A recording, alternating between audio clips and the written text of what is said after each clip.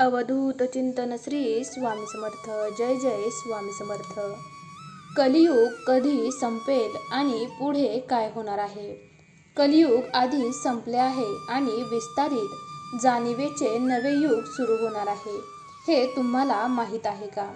कृष्णाने 5000 वर्षापूर्वीच आध्यात्मिक आणि मानवी बुद्धिमत्ता यांच्या विकासाचा एक मोठा काळ येईल असे जे भाकीत केले होते त्याबद्दल सद्गुरू सांगतात. सद्गुरू 4 युगाच्या चक्रामागील विज्ञान समजावून सांगतात आणि कुरुक्षेत्राच्या युद्धानंतर कलियुगाच्या प्रारंभापासून कालगणना करतात. आकाश आणि मानवी शरीरातील कालचक्र. सद्गुरू योगिक खगोलशास्त्रात सूर्याभोवतालच्या पृथ्वीच्या कक्षेला 27 विभागात विभागले गेले आहे. ह्याला नक्षत्र असे म्हणतात. प्रत्येक नक्षत्र पुढे 4 समान क्षेत्रात विभागले गेले आहे, ज्याला पद किंवा चरण म्हणतात. 4 गुणिले 27 चे उत्तर 108 येते. ही 108 एकके पृथ्वीने आकाशात घेतलेल्या 108 चरणांची नोंद करतात. प्रत्येक नक्षत्र चंद्राच्या पृथ्वीभोवतालच्या अर्ध्या परिभ्रमणाशी संबंधित आहे. मानवी शरीरातील चक्र ह्या परिभ्रमणाशी जोडलेली असतात. नक्षत्र आणि पद. स्त्रीच्या शरीरात ती संपूर्णतः निरोगी असल्यास 27.55 दिवसाची स्पष्ट चक्रे असतात. पुरुषाच्या शरीरात चक्र स्पष्ट आणि निश्चित नसतात. ती वेगळ्या मार्गाने घडतात आणि त्याचा कालावधी जास्त असतो. कोणत्याही परिस्थितीत ही चक्र सौर यंत्रणा आणि ब्रह्मांडामध्ये सर्व वेळ कार्यरत असतात. सूक्ष्म प्रतिकृती आणि अफाट चराचर दोघेही समान खेळ खेळत आहेत. पण कोणी कोणाचा खेळ खेळायचा?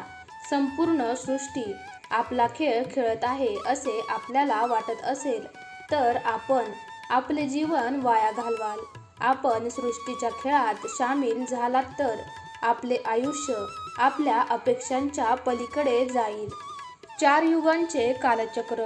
पृथ्वीचा अक्ष राशीच्या एका संपूर्ण चक्रातून जाण्यासाठी लागणाऱ्या कालावधीत विषुववृत्त आपल्या पूर्वस्थितीत पृथ्वीच्या अक्षाच्या हळूहळू फिरण्यामुळे येते.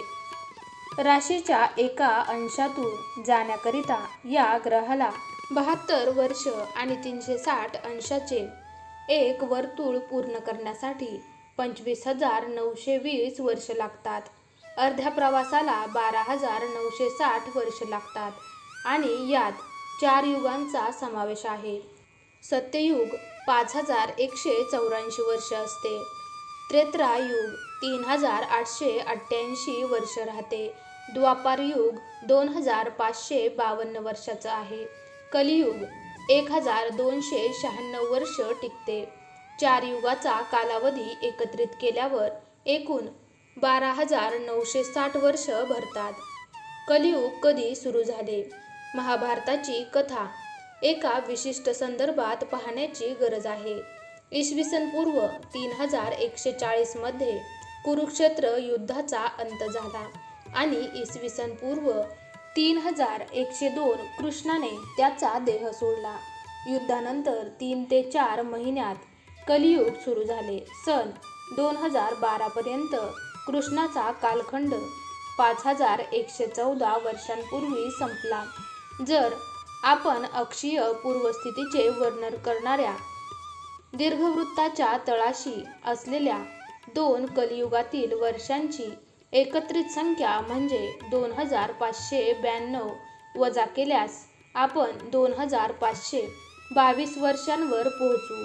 याचा अर्थ असा आहे की आपण द्वापार युगाची 2522 वर्ष आधीच पूर्ण केली आहेत आणि त्याचा संपूर्ण कालावधी 2592 वर्ष आहे. म्हणून अद्याप ते पूर्ण होईपर्यंत 70 वर्ष बाकी आहेत. सन 2082 मध्ये आपण द्वापार युग पूर्ण करू आणि त्रेतायुगात जाऊ. मानवी चेतनेच्या कल्याणकारी आणि ऊर्ध्वगामी चळवळीच्या या नवीन युगाकडे जाण्यापूर्वी जरुरी नाही की जग युद्ध परिस्थितीतून जाईल, तर लोकसंख्येचा विस्फोट आणि नैसर्गिक आपत्ती अशा उलथापालथीतून जाईल. युग आणि मानवी चेतना. सूर्यासह सौर यंत्रणा आणि त्याच्या सभोवतालचे ग्रह आकाशगंगेमध्ये फिरत आहेत. आपल्या सौर यंत्रणेला मोठ्या ताऱ्याभोवती एक चक्र पूर्ण होण्यासाठी 25,920 वर्ष लागतात. ग्रहावरील दुष्परिणामांवरून आपला विश्वास आहे की ही मोठा तारा किंवा मोठी प्रणाली जिच्या भोवती आपली यंत्रणा फिरत आहे, ती कक्षाच्या मध्यभागी नसून कुठेतरी बाजूला आहे. जेव्हा जेव्हा आपली सौर यंत्रणा या मोठ्या प्रणालीच्या जवळ येते, तेव्हा आपल्या रचनेमध्ये राहणारे सर्व प्राण्यांच्या पातळीमध्ये वाढ होण्याची अधिक शक्यता निर्माण होते. जेव्हा जेव्हा आपली यंत्रणा त्यापासून दूर जाते, तेव्हा आपल्या रचनेमध्ये राहणारे प्राणी शक्यतेच्या निम्न पातळीवर येतात. ह्यालाच आपण कलियुग असे म्हणतो. जेव्हा आपली सौर यंत्रणा भव्य अशा ताऱ्यांच्या सुपरसन जवळ असेल, तेव्हा सतयुग सुरू होईल. मानवी मन त्याच्या सर्वोच्च क्षमतेवर असेल. लोकांचे जीवन जाणून घेण्याची क्षमता, लोकांमध्ये संवाद साधण्याची क्षमता, लोकांची आनंदाने जगण्याची क्षमता सर्वात उच्च असेल. किंवा दुसऱ्या शब्दात सांगायचे तर आपल्याकडे समजूतदार लोक असतील. या ग्रहावर चांगले जगण्यासाठी फक्त शहाण्या लोकांचा समूह असणे आवश्यक आहे. सतयुगात संवाद साधण्याची मानवी क्षमता सर्वोत्कृष्ट असेल, कारण आकाश अगदी जवळ असेल. आता ग्रहाचा अंतरिक्षगोल एका विशिष्ट पातळीपर्यंत उंचावला गेला आहे. एक काळ होता जेव्हा तो खूपच जास्त होता. आता पुन्हा तो जरा जवळ आला आहे. जेव्हा आकाश खूप जवळ असेल आणि मला तुम्हाला काही सांगायचं असेल, तेव्हा मला ते सांगावं लागणार नाही. माझे डोळे बंद असले तरीही मला काय म्हणायचे आहे ते आपणास कळेल. जेव्हा आकाशाचा उदय झाला आहे, परंतु ते अद्याप काही अंतरावर आहे, तेव्हा मी माझे डोळे बंद केले तर तुम्हाला कळणार नाही. परंतु जर मी माझे डोळे उघडले व तुमच्याकडे पाहिले, तर तुम्हाला कळेल की मला काय सांगायचे आहे. आकाश आणि आध्यात्मिक संभाव्यता.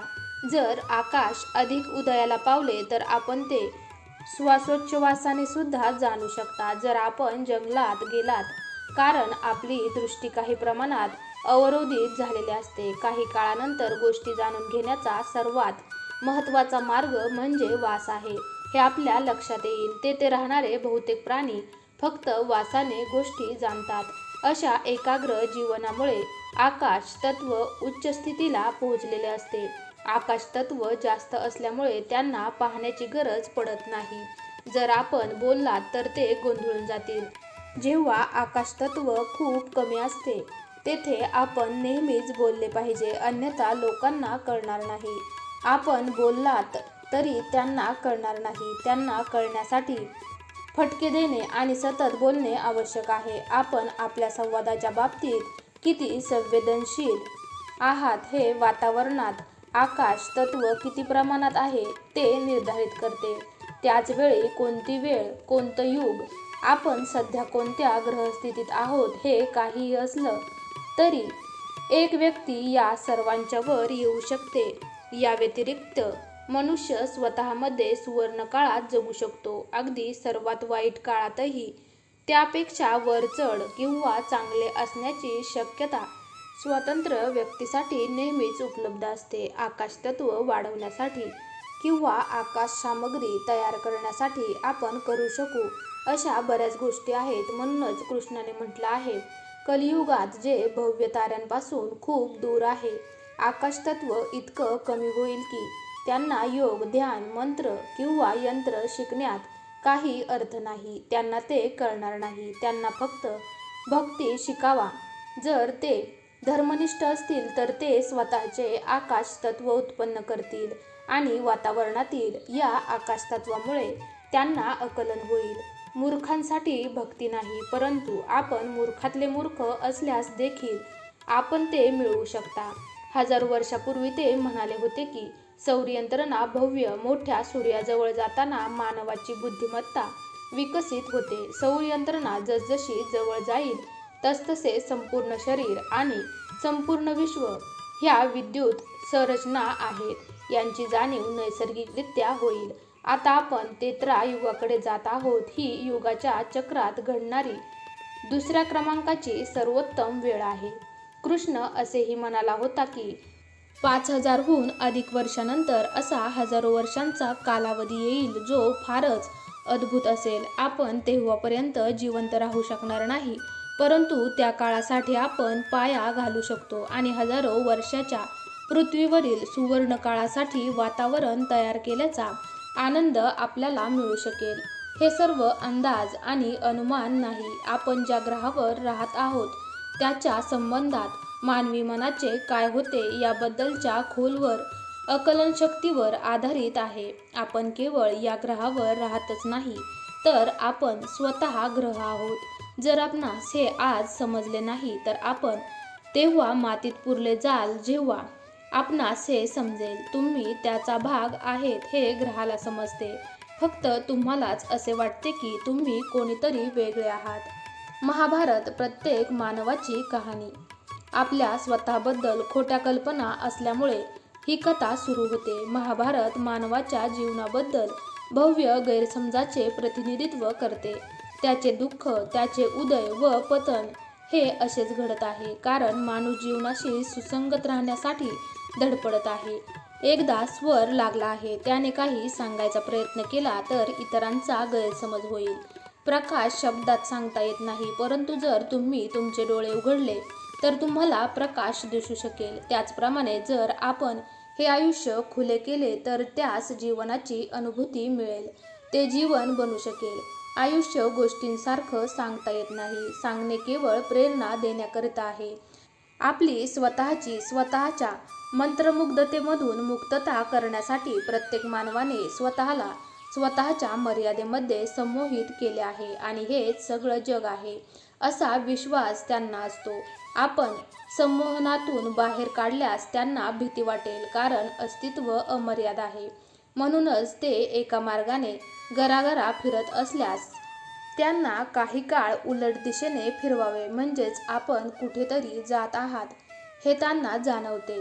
संपूर्ण महाभारतात फक्त हाच प्रयत्न दिसून येतो. ते काय तर आहेत हे महत्त्वाचे नाही.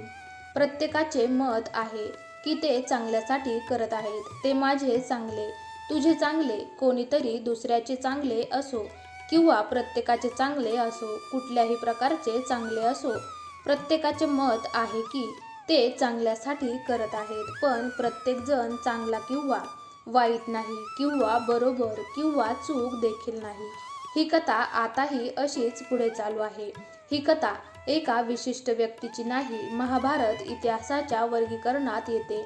भारतात महान ग्रंथाचे 3 प्रकार आहेत: इतिहास, पुराण, वेद. वेद अमृत कल्पना, वैज्ञानिक सिद्धांत आणि आकाशीय घटनांच्या स्पष्टीकरणांनी परिपूर्ण आहेत. पुराण मानव नसलेल्याच्या कथा आहेत. इतिहास ही माणसाची कथा आहे. इतिहासाच्या दृष्टीने नव्हे, त्यात ऐतिहासिक घटक असले तरीही इतिहासामध्ये मूळ घटना असतात. परंतु ही प्रत्येक मनुष्याची कथा आहे. ती आपल्या जीवनाचा अर्थ आहे. जर ही आपली कथा असेल तरच ती आपल्यासाठी प्रगतीची प्रक्रिया ठरू शकते. श्री स्वामी समर्थ. जय जय स्वामी समर्थ. तुम्ही जर श्री स्वामी समर्थांचे खरे भक्त असाल तर कमेंट बॉक्समध्ये स्वामी आई मी तुझं बाळ आहे टाईप करा. भाग्यवंत ठराल. तुम्हाला आजचा हा व्हिडिओ जराही आवडला असेल तर व्हिडिओला लाईक करा. हा व्हिडिओ तुमच्या मित्रमैत्रिणींसोबत तसेच नातेवाईकांसोबत जरूर शेअर करा. चला तर मग पुन्हा लवकरच भेटूयात अशाच एका नवीन व्हिडिओमध्ये. तोपर्यंत तुम्ही सर्वांनी आजचा हा माहितीपूर्ण व्हिडिओ शेवटपर्यंत पाहिल्याबद्दल तुमच्या सर्वांचे मनापासून धन्यवाद.